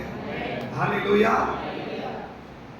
ஆபிரகாம் ஆச்சரியமா இருக்குது. எப்படின்னா கேட்கிறாங்க, இவனுக்கு பெயின், மலை ஏறணும், நிறைய போராட்டம். ஆனா எப்படி ஆபிரகாம் அந்த விசுவாசம் வந்துச்சு அப்படின்னா, ஆபிரகாம் வேலைக்காரனை, கழுதைய, அவனை இவனை எதையும் பார்க்கல. இவன் புறப்பட ஆரம்பிச்ச உடனே இவனுடைய கண்கள் தூரத்துல அந்த மோரியா மலையை பார்க்க ஆரம்பிச்சிருச்சு. அவன் அந்த டெஸ்டினேஷனை பார்க்க ஆரம்பிச்சான். இவனுக்கு தெரிஞ்சிச்சு, ஒருவேளை ஆபிரகாம் உள்ள தெரிஞ்சிருக்கும், எனக்கு ப்ரொவைடர் அந்த இடத்துல இருக்கிறாரு, என் பிரச்சனைக்கு சொல்யூஷன் அந்த இடத்துல இருக்குது. அதான் ஈசாக்கு ஒன்னும் பிரச்சனை இல்லை, ஆண்டவர் பார்த்துக்குவாரு, நாங்க ரெண்டு பேருமே திரும்பி வருவோம். விசுவாச வார்த்தைகள் வருகிறது. உன் கண்கள் அவரை பார்க்க ஆரம்பிச்சா உன் வாய் விசுவாசத்தை பேச ஆரம்பித்து, உன் கண்கள் அவரை பார்க்க ஆரம்பிச்சா உன் கண்கள் உலகத்தை பார்க்காது. உன் கண்கள் அந்த இடத்தை பார்க்க ஆரம்பிச்சா உன்னுடைய சரீரமோ உன்னுடைய சிந்தனையோ டைவர்ட் ஆகிறதுக்கு வாய்ப்பே கிடையாது. ஒரே ஃபார்வர்ட் ஆகி ஒரே டைரக்ஷன்ல உங்களுடைய விசுவாச வாழ்க்கை டிராவல் பண்ண ஆரம்பித்து விடும். ஹalleluya. அநேக விடுதலைகள் கிடைக்காததற்கும், அநேக அற்புதம் நடக்காததற்கும் நிறைய டிஸ்ட்ராக்ஷன்ஸ், நிறைய இடத்துல உங்க கண்கள் செதறுது, பிரச்சனையை பார்க்குது, அவங்க சொல்றதை கேட்குது, சரீரம் பலவீனமாகுது. இதுக்கு காரணம் என்ன? நீ ஆயத்தமாகவில்லை. உனக்கு குறிக்கப்பட்ட இடம் உனக்கு தெரியல. இயேசுவை நீ பார்க்கணும்னு சொல்லி ஒரு ஆயத்தம் இல்ல. அவரை பார்க்க வேண்டும் என்று நீ ஆயத்தமானா, வேதம் சொல்லுகிறது, தானியேல் ஜெபிக்க தொடங்கின போது அங்கிருந்து பதில் புறப்பட்டு வர ஆரம்பித்து விட்டது. ஹalleluya, ஹalleluya. இன்னைக்கு நீங்க ஜெபிக்க ஆரம்பிக்கும் போது உங்களுடைய உள்ளம் ஆயத்தமா இருக்கு. தாவீது அதான் சொல்றார், தேவனே என்னுடைய இருதயம் ஆயத்தமா இருக்கிறது. அவனுக்கு தெரிஞ்சிச்சு, நான் ஆயத்தமானாலே அவர் எனக்கு ப்ரொவைட் பண்ண ஆரம்பித்து விடுவார். என் இருதயத்துல நான் ப்ரிப்பேர் ஆனாலே அவர் எனக்கு வெளிப்பட ஆரம்பித்து விடுவார். உன் இருதயம், நான் இன்னைக்கு ஆராதிக்கணும், நான் இன்னைக்கு அவரை துதிக்கணும், நான் இன்னைக்கு அவரை மகிமைப்படுத்தணும், நான் இன்னைக்கு வேதத்தை வாசிக்கணும், இன்னைக்கு நான் ஜெபிக்கணும்னு சொல்லி நீ செய்ய வேண்டாம். ஆயத்தமானாலே அவரை நீ பார்க்க ஆரம்பிக்க முடியும். ஹalleluya. ஆண்டவரை ஆபிரகாம் பார்க்க ஆரம்பித்து விட்டார். தூரத்துல அந்த பாயிண்ட பார்க்க ஆரம்பிச்சான். நீங்க ஒருவேளை அந்த ஒரு விஷன் உங்களுக்கு இல்லைன்னா ப்ரொவைடரை நீங்க அனுபவிக்கவே முடியாது. இன்னைக்கு நீங்க ஆயத்தமாகி அவரை பார்க்க வேண்டும். அடுத்ததாக வாசிங்க, அடுத்த வசனத்தை. அப்பொழுது ஆபிரகாம் தன் வேலைக்காரரை நோக்கி, நீங்கள் கழுதையை நிறுத்தி இங்கே காத்திருங்கள், நானும் பிள்ளையாண்டானும் அவ்விடம் மட்டும் போய் தொழுது கொண்டு உங்களிடத்துக்கு திரும்பி வருவோம் என்றான். 5வது வசனத்துல பாத்தீங்கன்னா தொழுது கொண்டு வர்ஷிப்புக்கு முன்னாடி ஆண்டவர் ஒரு இடத்தை காமிக்கிறாரு. இவர் புறப்படுகிறார். இவர் புறப்பட்ட உடனே அவர் கண்கள்ல பார்க்க ஆரம்பிச்சாரு. பார்க்க ஆரம்பிச்ச உடனே அடுத்தது வர்ஷிப்பை பத்தி பேச ஆரம்பிக்கிறார். நல்லா கவனிச்சுக்கோங்க. நீங்க எப்ப ஆண்டவரை ஒரு தரிசனத்துல ஆண்டவரை உங்க லட்சியத்தை நீங்க பார்க்க ஆரம்பிக்கிறீங்களோ, எப்ப நீங்க ஆராதனைக்கு புறப்பட ஆரம்பிக்கிறீங்களோ, அடுத்த ஸ்டெப்பே உங்களுக்குள்ள வர்ஷிப் தொடங்க ஆரம்பிச்சு, ஆராதனை உங்களுக்குள்ள தொடங்க ஆரம்பிச்சிடும். சபையில வந்து உங்களை ஆராதிக்க வைக்க வேண்டிய அவசியம் இல்லை. நீங்க ஆயத்தமாகி வரும்போதே உங்க இருதயம் ஆராதிக்க ஆரம்பித்து விடும். ஹல்லேலூயா. ஆண்டவர் உங்களுக்கு ப்ரொவைட் பண்ணணும்னா நீங்க ஆராதித்தால் தான் அந்த ப்ரொவைடை நீங்க பார்க்க முடியும். நோவா எல்லாம் ஜலப்பிரளயம் எல்லாம் முடிச்சு வந்த உடனே இவர் பலிபீடத்துல பலி போட்டாரு. தேவன் அதை உகர்ந்து பார்த்து ஆசீர்வாதத்தை கொடுத்தார். எங்கெல்லாம் பலிபீடத்தை பார்க்கறீங்களோ, எங்கெல்லாம் வர்ஷிப்பை பார்க்கறீங்களோ, அதுக்கப்புறம் ஆசீர்வாதம் உண்டு, அதுக்கப்புறம் விடுதலை உண்டு, அதுக்கப்புறம் பிராமிஸ் உண்டு. அப்ப பாருங்க, பிசாசு என்ன பண்றான்? பாரம், வேதனை, துக்கம் இதை கொடுத்து நம்மளை டிஸ்ட்ராக்ட் பண்ணி வர்ஷிப்பை தடை பண்ணுகிறான். ஆராதிக்க முடியல, பாட முடியல, துதிக்க முடியல. அதனால எரிவோ கொண்ட உடையல. ஆனா ஆபிரகாம் பாருங்க, அவன் தூரத்துல பார்த்துட்டான். பார்த்த உடனே இங்க வர்ஷிப்புக்கான ப்ரிப்பரேஷன் ஆரம்பமாயிடுச்சு. அவனுக்கு ஆராதனையுடைய ப்ரிப்பரேஷன் என்ன? அந்த வசனம் பாருங்க, தெளிவா சொல்லி இருக்கிறது. நீங்கள் ஆபிரகாம் தன் வேலைக்காரரை நோக்கி, நீங்க கழுதையை இங்க நிறுத்தி, அப்படின்னா வேலைக்காரனும் கழுதையும் கூட வந்தா ஆராதிக்க முடியாது. அநேக நேரத்துல நம்ம ஆராதனை டிஸ்டர்ப் ஆகிறதுக்கு காரணம் வேலைக்காரனும் கழுதையும் நம்ம கூடவே இருக்குது. உலகத்தினுடைய காரியங்கள், உலகத்தினுடைய தேவைகள், உலகத்தினுடைய பலவிதமான நம்முடைய மைண்ட்ல இருக்கிற பிளான்ஸ். கழுதைன்னா நீங்க வாகனம் இல்லையா? பிரயாணம் போறது, உங்களுடைய திட்டங்கள், ஆராதனை முடிச்சுட்டு எங்க போக போறோம், ஆராதனை முடிச்சுட்டு என்னெல்லாம் பண்ண போறோம். இந்த கழுதையை தயவு செய்து அங்கேயே விட்டுட்டு வந்துருங்க இல்லையா? ஆண்டுகளை விட்டுட்டு இது உங்க ஆராதனைக்கு தடையா இருக்கும். உன் வேலைக்காரனை விட்டுட்டு வந்துரு. வேலைக்காரன் யாரு? வேதம் சொல்லுகிறது மெம்பர்ஸ் ஆஃப் யுவர் பாடி. அப்ப உங்களோட சரீரத்தினுடைய அவயவங்கள். ரோமர் 12:1 சொல்லுகிறது ஜீவ பலியா ஒப்புக்கொடு, அதுதான் புத்தி உள்ள ஆராதனை. அப்ப வீட்லயே இந்த வேலைக்காரனை கொன்று, வீட்லயே வேலைக்காரனை கொண்டு உன்னுடைய சரீரத்தை, உன்னுடைய கண்களை, உன்னுடைய நாவை, உன்னுடைய கையை, காலை ஒப்பு கொடுத்து ஜீவ பலியா ஒப்பு கொடுக்குறாங்க. ஒப்பு கொடுத்துட்டு நீங்க வந்தா வர்ற வழியிலேயே வர்ஷிப் ஸ்டார்ட் ஆயிடும். வர்ற வழியிலே அபிஷேகம் அனல்மூட்ட கூட ஆரம்பிச்சிடும். ஆலயத்துல காலை வைக்கும் போது அக்கினி மூட ஆரம்பிச்சு விடும். அநேக நேரத்துல இந்த கழுதையும் வேலைக்காரனையும் நம்ம விடாததுனால இங்க வந்தாலும் முன்னாடி போக மாட்டேங்குது. நீங்க ஆராதிக்கணும்னு நினைக்கிறீங்க, கழுதை கத்துது. நீங்க ஆராதிக்கணும்னு நினைக்கிறீங்க, வேலைக்காரன் பிடிச்சி இழுக்கிறான் இல்லையா? உன்னுடைய ஆராதனையுடைய தடைக்கு காரணம் நீ விடாத கழுதையும் வேலைக்காரர்களும். ஆபிரகாம் தெளிவாயிடுச்சு, எல்லாம் அங்க நிறுத்து. ஒரு பார்டர் லைன் போட்டு சொல்றது. சொந்த பந்தமா இருக்கலாம், சொந்த பந்தம் கல்யாணமா இருக்கலாம், ஃப்ரெண்ட்ஸா இருக்கலாம், என்ன வேணாலும் இருக்கட்டும், நிறுத்தாங்க அப்படின்றது அந்த வசனத்துல தெளிவா போட்டுருக்குது. என்னது? நிறுத்தி. அந்த நிறுத்தின்ற இடத்த வட்டம் போட்டுருங்க. அதுக்கு கீழே ஒரு லிஸ்ட போட்டு எழுதுங்க, எதையெல்லாம் நான் நிறுத்தணும் ஆராதனைக்கு வரும்போது. நிறுத்துங்க. நீங்க நிறுத்தலைன்னா அது நிக்காது. நீங்க தான் நிறுத்தணும். ஸ்டாப். உங்களுக்கு அந்த அதிகாரத்தை ஆண்டவர் கொடுத்திருக்கிறாரு. நீங்க அதை நிறுத்தினா உங்க சிந்தனைகளை நிறுத்தணும். தேவையில்லாத சிந்தனைகள் எல்லாத்தையும் நீங்க நிறுத்தாம ஆராதிக்க முடியாது. அநேக நேரத்துல ஆராதனை சரியாக நடக்காததுனால, வர்ஷிப் சரியான நிலைமையில நடக்காததுனால ஆண்டவரால் உங்களுக்கு ப்ரொவைட் பண்ண முடியவில்லை, ஆண்டவரால் உங்களுக்கு கொடுக்க முடியல, ஆண்டவரால் உங்களை ஆசீர்வதிக்க முடியல, ஆண்டவரால் உங்களை விடுதலை கொடுக்க முடியல. பரிசுத்த அலங்காரத்தோட கர்த்தரை தொழுது கொள்ளுங்கள். உலகத்தாரை நீங்கள் யாவரும் அவருக்கு முன்பாக நடுங்குங்கள். இந்த ஆலயம் என்பது ஆராதனைக்கான இடம். ஆலயம் என்பது நம்முடைய கண்கள் அலைவாகிற இடம் அல்ல. ஆராதனை என்பது மற்றவர்களை ஜட்ஜ் பண்ணுகிற இடம் அல்ல. ஆராதனை என்பது மற்றவர்களை குத்தி காண்பிக்கிற இடம் அல்ல. ஆராதனை என்பது ஏற்ற தாழ்வுகள் பார்க்கிற இடம் அல்ல. ஆராதனை என்பது நம்ம மேக்கப் போட்டு ஃபேஷன் ஷோ காமிக்கிற இடம் அல்ல. ஆராதனை என்பது பயபக்தியோடு ஆண்டவரை தொழுது கொள்ளக்கூடியதான இடம். அதற்கு இந்த தேவையில்லாத கழுதைகள் எல்லாம் நிறுத்தப்பட வேண்டும். தேவை இந்த மேக்கப் ஐட்டம்ல எதுல தேவையான கழுத பால்ல அந்த கழுதையை நிறுத்துகிறார் இல்லையா?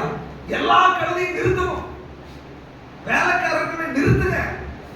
அது ஆராதனைக்கு டைவர்ட் பண்ணும். நீங்க அழகா இருக்கணும், நீங்க நீட்டா இருக்கணும், அதற்கு தேவை. பட் ஓவர் மேக்கப் தேவையில்லை. மற்றவர்களை கவர்ந்திருக்கிற கழுதைகள் தேவையில்லை இல்லையா? ஆண்டவர் அவரை ஆராதிக்க வேண்டும் என்று விரும்புகிறார். ஆபிரகாம் மைண்ட செட் பண்ணிட்டாரு. அவர் பாரு இடத்தை பார்த்துட்டாரு. அவர் தெரிஞ்சிச்சு எனக்கு சொல்யூஷன் கிடைச்சிருச்சு. யெகோவா ஈரே இருக்கிறாரு. என் மோரியாவோட டெஸ்டினேஷன் கரெக்டா நான் போறேன். நான் புறப்பட்டுட்டேன். நான் ஆயத்தமா இருக்கிறேன். நீ எல்லாம் இங்கே நில்லு, நான் பார்த்துக்கிறேன், நான் பார்த்துக்கிறேன். எனக்கு அருமையானவர்களே, உலகத்துல 1000 பேர் உங்களுக்கு சப்போர்ட் பண்றேன்னு சொல்லியிருப்பான். உலகத்துல 1000 பேர் நீங்க நம்பிட்டு கூட இருந்திருப்பீங்க. நிறைய மனிதர்கள் மேல உங்க நம்பிக்கை வச்சிருப்பீங்க. கம்பெனி மேல நம்பிக்கை. எல்லாத்தையும் அந்த கேட்டுக்கு வெளியில நிறுத்துறாங்க. கேட்டுக்கு வெளியில நிறுத்து. அங்க சொல்லுங்க, உங்களுக்கு உதவி செய்யறவங்க, உங்களுக்கு எதிர்பார்க்கிற உங்க கம்பெனியோட யாரா வேணாலும் இருக்கட்டும், அங்க நிறுத்திட்டு ப்ரொவைடர் நம்பிக்கையில் இருக்கிறார். ப்ரொவைடரை பார்க்க போறேன் நான். எனக்கு ப்ரொவைடரை நான் ஆராதிக்க போகிறேன். எனக்கு சுகப்படுத்துகிறவரை நான் ஆராதிக்க போகிறேன். என்னை விடுவிக்கிறவரை நான் ஆராதிக்க போகிறேன். என்னை ஆசீர்வதிக்கிறவரை ஆராதிக்க போகிறேன். இந்த விசுவாசத்தோட நீங்க வந்தீங்கன்னா, என்ன சொல்லிட்டு நீங்க வந்தீங்களோ அதை அனுபவித்துக் கொண்டு நீங்க திரும்பி போவீங்க. ஹல்லேலூயா. ஆபிரகாம் போன மாதிரி வரல, விடுதலையோடு திரும்பி வந்தான். ஹல்லேலூயா. யெகோவா ஈரே என்பவர் உங்களை வந்த வண்ணமாய் அனுப்புகிறவர் அல்ல, உங்களை பரிபூர்ணமாய் விடுதலையோடு அனுப்புகிற தேவனாய் இருக்கிறார். அடுத்தபடியாக ஆபிரகாம் என்ன செய்தார்? அடுத்த வசனத்தை வாசிங்க. ஆபிரகாம் தகனபலிக்கு கட்டைகளை எடுத்து தன் குமாரனாகிய ஈசாக்கின் மேல் வைத்து தன் கையிலே நெருப்பையும் கத்தியையும் எடுத்துக்கொண்டார். போதும். இப்போ வர்ஷிப்பை பத்தி ஆபிரகாம் பேச ஆரம்பிச்சார். வர்ஷிப் அப்படின்னு ஆரம்பிச்ச உடனே நெருப்பு கத்தி, நெருப்பு கத்தி, நெருப்பு கத்தி. ஆராதிக்கிறவர்கள் நெருப்பாய் இருக்க வேண்டும்.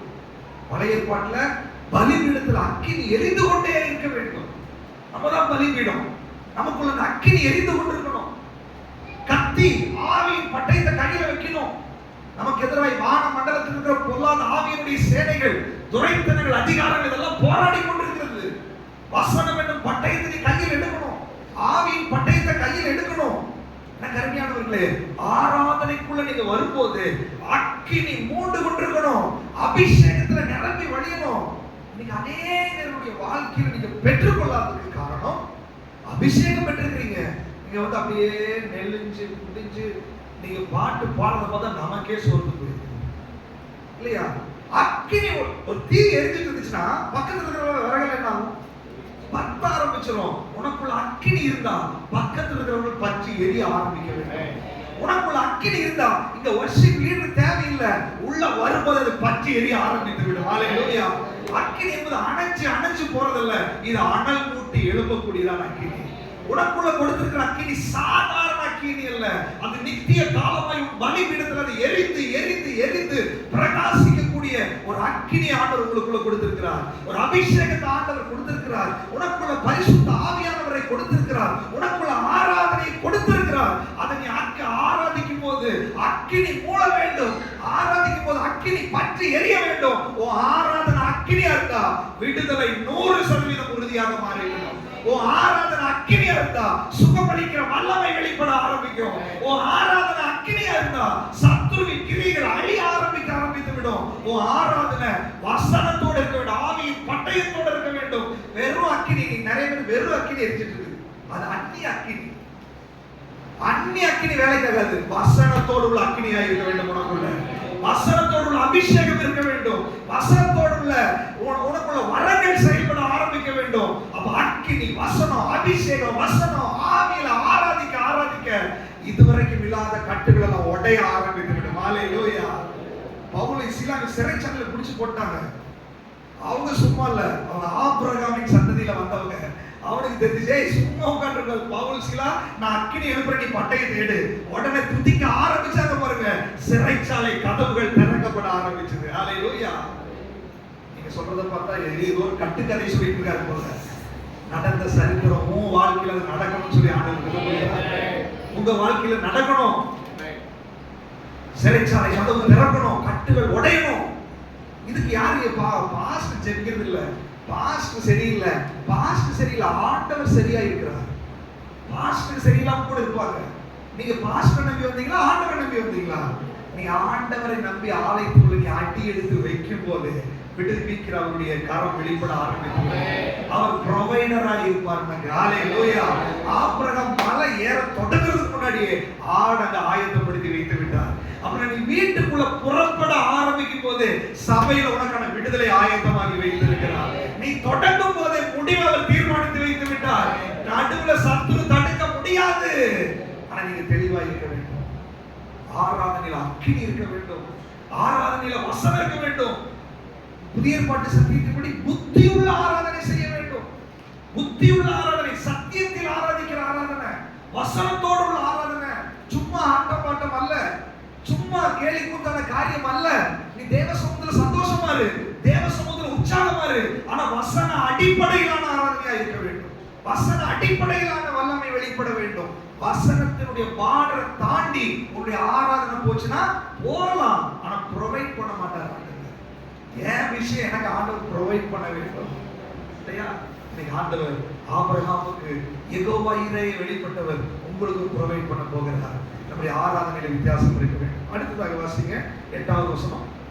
அதற்கு ஆபிரகாம், என் மகனே, தேவன் நமக்கு தகனபலிக்கான ஆட்டுக்குட்டியை பார்த்துக் கொள்ளுவார் என்றார். இப்போ வாசிங்க. அப்புறம் இருவரும் கூடி போய், ஓகே, ஆண்டவர் பாருங்க ஆபிரகாமுக்கு அவர் ப்ரொவைட் பண்ணதுடைய ரகசியம் சரிங்களா? இந்த ரகசியம் என்னன்னா விசுவாச அறிக்கையை ஆபிரகாம் அங்க பண்றாரு. அவர் ஆயத்தமானாரு, பார்த்தாரு, வந்தாரு, ஆராதனை வந்துச்சு, எல்லாம் ஓகே. ஆனா விசுவாசம் இல்லாமல் தேவனுக்கு பிரியமாய் இருப்பது கூடாத காரியம். அவர் உண்டென்றும் தம்மை தேடுகிறவர்களுக்கு பலன் அளிக்கிறவர் என்று நீங்க என்ன பண்ணணும்? விசுவாசிக்க வேண்டும். என்ன நடந்துச்சு? நல்ல அக்கினியில அந்நிய பாஷையில ஆராதிச்சுட்டு இருக்கிறோம். ஆனா நமக்கு நம்பிக்கை இல்லை. நடக்குமா? இதெல்லாம் செய்வாரா? அப்படியே ஆவியில நடந்து ஜெபிக்கிற சாரை பார்த்தா, ஓ இன்னைக்கு சிஸ்டர் ரெடி ஆயிட்டாங்க, முடிஞ்சிச்சு, இனி உங்களுக்கு ஜெபிக்க வேண்டியது அற்புதம். பிரேயர் முடிஞ்சோன்னு வருவாங்க. வந்தா எனக்கு அந்த பிரச்சனை, இந்த பிரச்சனை. உன்னுடைய விசுவாசம் எங்க? நீ ஆராதிக்கிற ஆண்டவர் உனக்கு உன்னை தப்புவிக்க வல்லவராய் இருக்கிறார் இல்லையா? தப்புவிக்க வல்லவராய் இருக்கிறார். அவர் ஜீவிக்கிற ஆண்டவர், அவர் இருக்கிறவராகவே இருக்கிறார் இல்லையா? நீங்க ஆராதிக்கும் போது விசுவாசமும் சேர்ந்ததுல வெளிப்பட வேண்டும். நீ விசுவாசத்தோட ஆராதி, நீ விசுவாசத்தோட செடி, நீ விசுவாசத்தோட சபைக்கு வா, நீ விசுவாசத்தோட வேதத்தை வாசி, நீ விசுவாசத்தோட செயல்படு. நீ மோரியா மலைக்கு விசுவாசம் இல்லாம ஏறாத, நீ சபைக்கு விசுவாசம் இல்லாம வராத, நீ ஆண்டவரை விசுவாசம் இல்லாம சேவிக்காத. விசுவாசத்தினால் வராத யாவும் பாவமே இல்லையா? ஆண்டவருக்கு நீ விசுவாசத்தோடு இருக்க வேண்டும். ஆபிரகாம் பயங்கர விசுவாசம். பார்த்துக் கொள்வார், அவளையில பார்த்துக்குவார். அவ்வளவு யோசிப்பார். அவ்வளவு நெருக்கமான சூழ்நிலை கூட விசுவாசத்தை அவர் தளர விடவில்லை. எத்தனை பேர் விசுவாசிக்கிறீங்க ஆண்டவரை? ஹalleluya. நீங்க விசுவாச தேவ மகிமையை காண்பீர்கள். ஆபிரகாம் விசுவாச தேவனுடைய மகிமையை கண்டார். விசுவாசம் மாத்திரமல்ல, அந்த வசனத்துல இன்னொரு விஷயத்தை சொல்றார், வாசிங்க. அதற்கு ஆபிரகாம், என் மகனே, தேவன் நமக்கு தகனபலிக்கான ஆட்டுக்குட்டியை பார்த்துக் கொள்வார் என்றார். அப்புறம் இருவரும் கூடி போக வேண்டும், ஒருமனப்பட வேண்டும். ஹஸ்பண்ட் வைஃபா சர்ச்சுக்கு வந்தா இருவரும் ஒரு மனதோடு வர வேண்டும், கூடி வர வேண்டும். ஹஸ்பண்ட் வைஃப் நாங்க கரெக்டா இருக்கிறோம், ஒன்றும் பிரச்சனை இல்லை அப்படின்னா நீங்க மற்ற சகோதரியோடையும் கூடி இருக்க வேண்டும், மற்ற சகோதரர்களோடையும் ஒருமனப்பட்டிருக்க வேண்டும். நல்லா பாருங்க, ஆபிரகாமும் ஈசாக்கும் ஒருமனப்பட்டு மலை ஏறி போனாங்க, அற்புதத்தோட திரும்பி வந்தார்கள். ஒருமனப்படவில்லை என்றால் எதையும் நீங்க பெற்றுக்கொள்ளவே முடியாது. 2 3 பேர் நாமத்தினால நீங்க ஒருமனப்பட்டு கூடியிருந்தா நான் உங்க மத்தியில என்ன பண்ணுவேன்? வருவேன். நீங்க ஒருமனப்பட்டு எதை கேட்டாலும் நான் அதை செய்வேன். ஆண்டவர் என்ன சொல்றாருன்னா, ஒரு சபை அப்படின்னா இது சரீரமான சபை. நானே என் ஒய்ஃப் என் பிள்ளைங்க நான் கரெக்டா இருக்கிறேன்ப்பா அப்படி இல்ல. சக சகோதரர்களோடு நீ ஐக்கியமா இருக்கிறீங்களா? ஐக்கியமா இருக்கிறீங்களா? 2 சகோதரர்கள் ஐக்கியமா இருக்கிறீங்களா? 2 சகோதரிகள் ஐக்கியமா இருக்கிறீங்களா?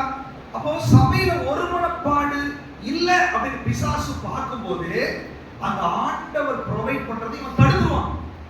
அநேக ஆசீர்வாதத்துக்கும் விடுதலைக்கும் ஒருமனப்பாடு தடை. புதிய ஏற்பாட்டில் விடுதலை யார் கொடுக்கிறார்? கர்த்தரே ஆவியானவர். கர்த்தருடைய ஆவி எங்கேயும் என்ன இருக்குது? விடுதலை உண்டு. அப்போஸ்தலர் 2 நீங்க வாசிச்சு பாருங்க. அவர்கள் ஒருமனப்பட்டு கூடி இருந்தார்கள். அப்போ பரிசுத்த ஆவியானவர் இங்க இறங்கி வந்தார். ஆவியானவர் இங்க இறங்கி வரணும்னா என்ன நடக்கணும்? ஒருமனப்பாடு நடக்கணும். ஆவியில ஒருமனப்பட்டு இருக்கணும். மனசுல ஒருமனப்பட்டு நம்ம டைம் பார்க்க கூடாது. மனசுல ஒருமனப்பட்டு இருக்கணும் இல்லையா? அப்ப ஒருமனப்பட்டு நம்ம இருந்தா ஆவியானவர் இங்க இறங்கி வருவார். உனக்கு 1000 பிரச்சனை இருக்குது. ஒருமனப்பாடுல விடுதலை இல்ல அப்படியே பிரச்சனையோடய போக போறீங்களா? ஆனா சொன்னீங்க இங்க வரும்போது பெற்றுக்கொள்ள முடியாதுவா? ஒருமனப்பாடு நமக்கு ரொம்ப தேவை. மோதியா மலைக்கு போறாங்க, ஒரு மனதோடு போறாங்க. ஒரே கம்பெனிக்கு 2 சகோதரர்கள் போலாம், ஒரு மனதோடு இருக்க வேண்டும். ஒரே சர்ச்சுக்கு 2 சகோதரர்கள் போலாம், ஒரு மனதோடு இருக்க வேண்டும். அபிஷேகம் இருந்தா பிரச்சனை இல்ல. அழைப்பு இருக்கலாம், அபிஷேகம் இருக்கலாம், வல்லமை இருக்கலாம், வரங்கள் இருக்கலாம். நீங்க ஒரு மனதோடு போலன்னா கம்பெனில ப்ரொடக்ஷன் வராது, சபையில விடுதலை வராது. ஒரு மனம் வேணும். ஒரு மனதுக்கு விரோதமாய் போராடுகிற எல்லா சத்துருவை முறியடிக்க வேண்டிய ஆண்டவர். நான் தடையா இருக்கிறேன்னா நான் ஒப்பு கொடுக்குற ஆண்டவர். நான் தடையா இருக்கிறேன், நான் கீழ்ப்படிகிற ஆண்டவர். ஈசாக்கு முரண்டு பிடிச்சிருந்தா அங்க அற்புதம் நடந்திருக்காது. இல்ல ஆபிரகாம் அவிசுவாசப்படுறா அங்க அற்புதம் நடந்திருக்காது. ஒரு மனப்பாடு தேவை. சபையில குடும்பத்துல ஒரு மனப்பாடு தேவை. உங்களுடைய சகோதரர்களுக்குள்ள ஒரு மனப்பாடு தேவை. வாலிபர் கூட்டத்துல ஒரு மனப்பாடு தேவை. பிரதர்ஸ் மீட்டிங்ல ஒரு மனப்பாடு தேவை. சிஸ்டர்ஸ் மீட்டிங்ல ஒரு மனப்பாடு தேவை. சண்டே கிளாஸ் மினிஸ்ட்ரியில கூட ஒரு மனப்பாடு தேவை. ஒரு மனப்பாடு இல்லாம நீங்க எதையும் செய்ய முடியாது. வேதம் சொல்லுகிறது அவர்கள் ஒரு மனப்பட்டு ஒரே மனதோட அவங்க ஜெபித்தாங்க. அவங்க கூடி இருந்த இடம் அசைய ஆரம்பிச்சிருச்சு. ஹalleluya. நீ ஒரு மனப்பட்டா இடத்தை அசைக்கக்கூடிய தேவ வல்லமை வெளிப்பட ஆரம்பிக்கும். எத்தனை பேர் விசுவாசிக்கிறீங்க? ஆபிரகாமுடைய சீக்ரெட் பாருங்க. ப்ரொவைடர் வெளிப்படணும்னா நீங்க ஒரு மனப்பட. நிறைய காரியம் உங்களுக்கு வராததுக்கு காரணம் நீங்க ஏதோ ஒரு மனப்பாட்டுக்கு தடையா இருக்கீங்க. அதை சரிப்படுத்தினா ஆண்டவர் உங்களுக்கு ப்ரொவைட் பண்ணுவார். அதை சரிப்படுத்தினா ஆண்டவர் உங்களுக்கு விடுதலை கொடுப்பார். எத்தனை பேர் விசுவாசிக்கிறீங்க? ஹalleluya சொல்லுங்க. ஹalleluya.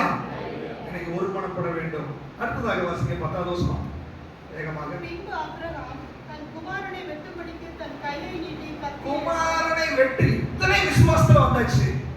ஆண்டவரே ஆனா கத்தியை தூக்குற வரைக்கும் ஒண்ணுமே நடக்கலையே அப்படின்ட்டு அவர் வெயிட் பண்ணல.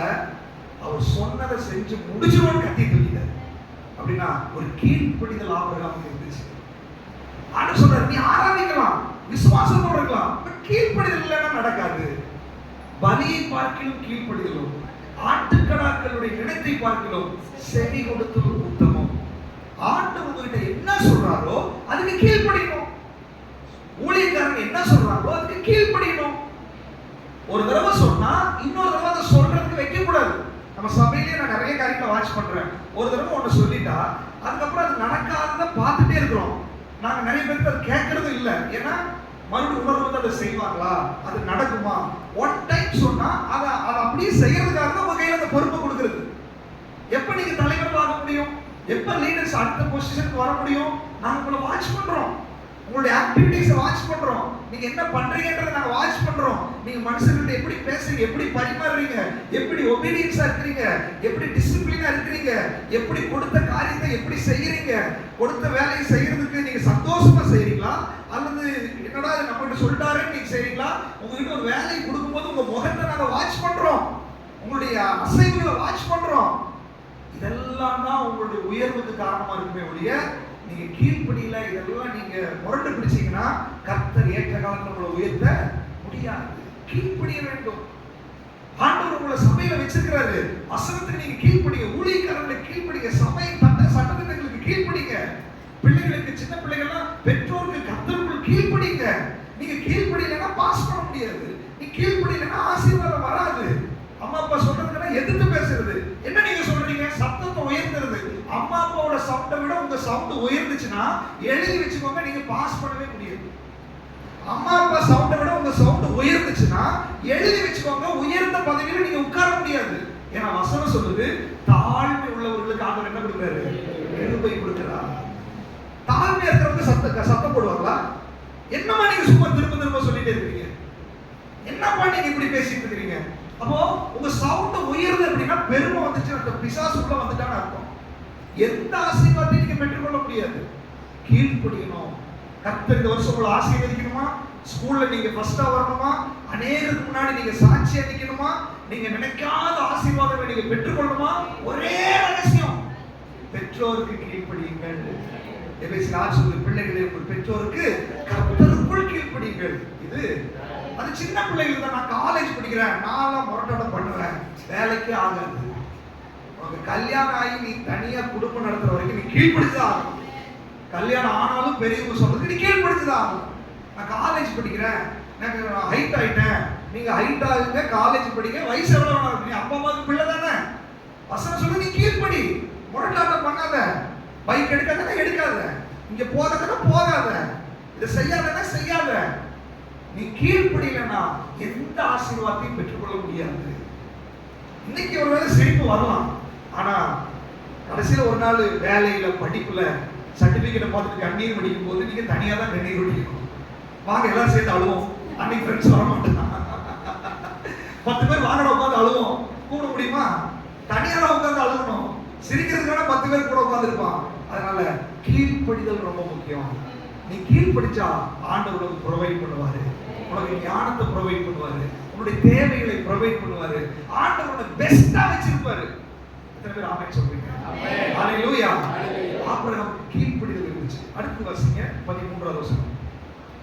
ஆபிரகாம் தன் கண்களை ஏறெடுத்து பார்த்து, ஆபிரகாம் இத்தனை காரியத்தை செஞ்சுட்டு இப்ப பார்க்கறான். கண்ணை ஏறெடுத்து பார்த்தா என்ன தெரியுது?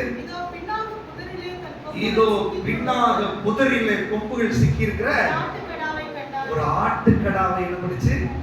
அவன் பிரச்சனைக்கான சொல்யூஷன் கிடைச்சிருச்சு. ஹalleluya. அவன் நினைச்சா என் பையனை பலி போடணும், இனி எனக்கு பையனே இல்லை. ஆனா ஆண்டவர் சொல்ற, இல்லப்பா, அந்த ஆடு 1 இன்ச்சு கூட நகர முடியாதபடி அதோட கொம்பை சிக்க வச்சிருக்கிறேன். நீங்க ஆண்டவர் சொல்றாரு, உனக்கான ஆசீர்வாதத்தை நகரக்கூடாதுன்னு சொல்லி ஆண்டவர் சிக்க வச்சிருக்கிறார் ஒரு இடத்துல. உனக்கான நன்மைகளை வேற யார் கையிலையும் போகாம உன் கண்ணை அதை பார்க்கணுன்றதுக்காக சிக்க வைத்திருக்கிறாரு. உனக்கான விடுதலையை வேற யாருக்கு நான் தரமாட்டேன், இது உனக்காக வைத்திருக்கிறது, இது இந்த குடும்பத்திற்காக வைத்திருக்கிறது, இந்த மகளுக்காக வைத்திருக்கிறது, இந்த மகனுக்காக வைத்திருக்கிறது சொல்லி உங்களுக்காகவே ஆயத்தப்படுத்தி ஆண்டவர் மறைத்து வைத்திருக்கிறார். ஹalleluya. அநேகருடைய கண்களில் அதை பார்க்கல. ஏன் சோர்வுகள், ஏன் பிரச்சனை, ஏன் பாரம் உனக்காக வைத்திருக்கிறது உன் கண்கள் காணவில்லை. ஏன் கண்ணு காணல? நீ இன்னும் உன்னுடைய பார்வையை செட் பண்ணல. மோரியா மலைக்கு நீ போகல, ஆண்டவர் சமூகத்துக்கு நீ வரல, நீ விட வேண்டியதை விடல, நீ ஆராதனையில சரியில்லை, உனக்கு வசனம் இல்ல, விசுவாசம் இல்ல, கீழ்ப்படிதல் இல்ல, ஒருமனப்பாடு இல்ல. எனக்கு அருமையானவர்களே, இதெல்லாம் சரி செய்ய ஆரம்பிச்சா இன்னைக்கு உங்க கண்கள் உங்களுடைய அற்புதத்தை பார்க்க ஆரம்பிச்சிடும். உங்க கண்கள் இன்னைக்கு உங்களுக்கான விடுதலை பார்க்க ஆரம்பித்து விடும். ஆண்டவர் உங்களுக்காக மறைத்து வைத்திருக்கிறதை வெளிப்படுத்துவார். அந்த வசனம் ரொம்ப தெளிவா சொல்லுது, அது மறைந்து இருக்கிறது. இன்னைக்கு உங்க கண்ணுக்கு தெரியல அப்படின்னு சொன்னா ஆசீர்வாதம் இல்ல நீ நினைக்காத, ஆண்டவருக்கு விடுதலை கொடுக்கல நீ நினைக்காத, என் பிரச்சனையை சால்வ் பண்ணல நீ நினைக்காத. மகனே மகளே, உன் கண்ணு மறைக்கப்பட்டிருக்கிறது, உன் கண்ணுக்கு அது மறைக்கப்பட்டிருக்கிறது. திரைக்கு பின்னாடி உன்னுடைய அற்புதம் இருக்கிறது, திரைக்கு பின்னாடி உன்னுடைய விடுதலை இருக்கிறது, திரைக்கு பின்னாடி உன்னுடைய நன்மைகள் இருக்கிறது, திரைக்கு பின்னாடி உன்னுடைய எதிர்காலம் இருக்கிறது. அந்த திரை விலக வேண்டும் என்றால் இயேசு கிறிஸ்து அந்த திரையை கிழித்தவர். நியாயப்பிரமாணம் என்ற திரையை கிழித்து எபிரேயர்ல வாசிக்கிறோம், அவர் மாம்சமாகிய திரை வழியாய் புதிதும் ஜீவனுமான மார்க்கத்தை உண்டு பண்ணி இருக்கிறாரு. உன் திரை விலகணுமா? உன் நன்மைகளை உன் கண்கள் காணணுமா? உன்னுடைய விடுதலையை நீ பார்க்கணுமா? உன் வாழ்க்கையில் ஆசீர்வாதம் வேணுமா? இயேசு என்ற தெய்வத்தினுடைய பாதத்துக்கு நீ ஓடு, அவரை விசுவாசி, அவருடைய வார்த்தைக்கு கீழ்ப்படி, அவருடைய மாம்சத்தையும் இரத்தத்தையும் உண்மையாய் நீ ஆராதி, அவரை மகிமைப்படுத்து, அவருக்கு கீழ்ப்படிந்து அவரை விசுவாசத்தோடு ஒருமனப்பாட்டோடு நில்லு. அவர் மாம்சமாகிய திரை கிழிக்கப்பட்ட உடனே ஒரு புது உடன்படிக்கை ஏற்படுத்தினாரு. உனக்கான புதிய வழி ஆண்டவர் காண்பிக்க போகிறார். ஹalleluya. எத்தனை பேர் விசுவாசிக்கிறீங்க? ஆண்டவர் உங்களுக்காக அற்புதங்களை செய்ய போகிறார். இன்னொரு ஒரு வசனத்தை மட்டும் வாசிங்க, 18வது வசனம். நீ என் சொல்லுக்கு கீழ்ப்படிந்தால் நீ என் சொல்லுக்கு, இன்னைக்கு சொன்ன வார்த்தைக்கெல்லாம் நீ கீழ்ப்படிந்தபடியால் உன் சந்ததிக்குள் பூமியில் உள்ள சகல ஜாதிகளிலும் ஆசீர்வதிக்கப்படும். ஓ, பூமியில் உள்ள சகல ஜாதிகளிலும் உன் சந்ததிக்குள்ளதான் என்ன பண்ணுவாங்க? ஆசீர்வதிக்கப்படுவாங்க. என்று என் பேரில் ஆணையிட்டேன் என்று கர்த்தர் என் சொல்லுகிறார். பேரில் ஆணையிட்டேன் என்று கர்த்தர் என்ன பண்றாரு? இந்த வார்த்தைகளுக்கு கீழ்ப்படிறதுக்கு நீங்க ஒப்பு கொடுத்தா பூமியில் உள்ள சகல ஜாதிகளும் உங்க மூலமா தான் ஆசீர்வதிக்கப்படுவாங்க. அப்படின்னா எல்லாத்தோட உங்க ஆசீர்வாதமா வைப்பேன், எல்லாத்தோட ஆசீர்வாதம் உனக்கு கொடுப்பேன்னு சொல்ல, ஆசீர்வாதமே உங்களுக்கு இருந்தாப்பா புறப்பட போகுது. நீ அதை பார்க்காத வரைக்கும் உன் கை தரித்திரமா இருக்குது, நீ அதை பார்க்காத வரைக்கும் உன் குடும்பம் வெறுமையா இருக்குது, அந்த திரை விலகாத வரைக்கும் இன்னும் வாழ்க்கை சூனியமா இருக்குது. இன்னைக்கு ஆண்டவர் சொல்றாரு, உன் கண்கள் அதை பார்க்க ஆரம்பிச்சதுன்னா உன் கைதாப்பா எல்லாத்துக்குமே கொடுக்குற கையா மாறப்போகுது. உன் குடும்பம் தான் அநேகர் ஆதரிக்கிற குடும்பமாய் மாறப்போகிறது. நீங்க வாங்குறவங்க, நீங்க கொடுக்கிறவர்களாய் மாற போறீங்க. நீங்க அநேகருக்கு ஆசீர்வாதமாய் மாற போறீங்க. ஆண்டவர் சொல்றாரு, யெகோவா ஈரே இன்னைக்கு உங்களுக்காக வெளிப்பட போகிறார். அவர் உங்களுக்கு ப்ரொவைட் பண்ண போகிறார். உங்க பிரச்சனை எல்லாம் கர்த்தருடைய பருவத்துல பார்த்து கொள்ளப்பட போகிறது. எத்தனை பேர் விசுவாசிக்கிறீங்க? அப்படியே கண்களை மூடி ஆண்டவருக்கு ஒப்பு கொடுங்க. ஆண்டவரே, நான் என்ன ஒப்பு